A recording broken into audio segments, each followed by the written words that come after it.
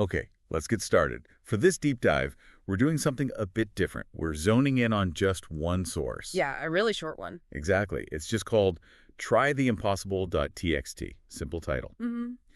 And our mission here really is to use this little text file to maybe think about the limits we set for ourselves, Yeah.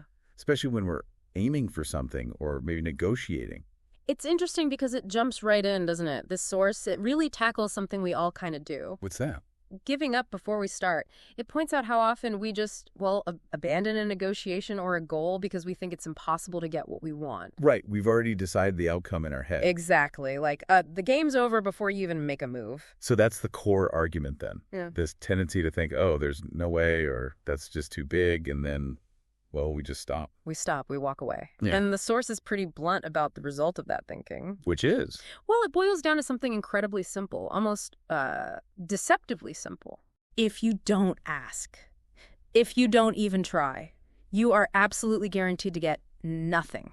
Zero. The door stays shut. Completely shut. But the moment you try, just the act of putting it out there, it changes things. It opens up the possibility of something happening. Maybe not what you expect, but something.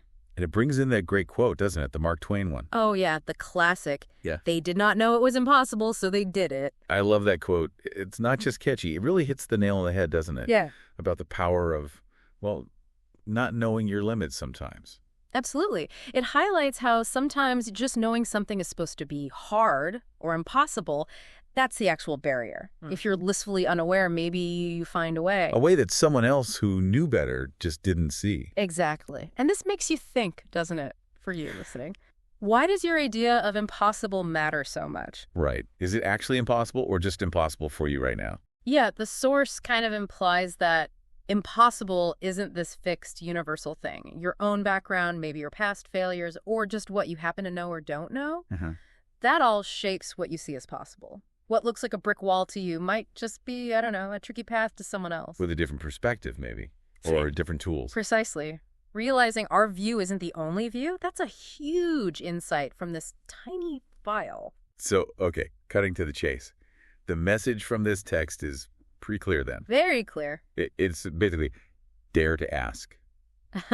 Dare to push in that negotiation. Dare to believe it might be possible, even if it feels ridiculous. It's about tackling that voice in your head first. Yeah, that internal no way. And the source hints at the bigger picture, too. It's not just about trying for trying's sake, although there's value in that. Right. It's that attempting what feels impossible. Yeah. That's often how, amazing things actually happen, breakthroughs. It's the process itself. Pushing those limits reveals things. New options, maybe different ways to approach it, people who can help. Stuff you'd never find if you just stayed put because it looked impossible. Okay, so wrapping up this dive into trytheimpossible.txt. The big takeaway, it seems, is just the huge potential we unlock when we decide to try. Yeah.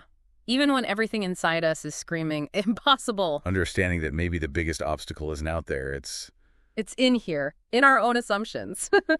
So, a final thought for everyone listening. Go on. What perceived impossibility are you kind of wrestling with right now, big or small?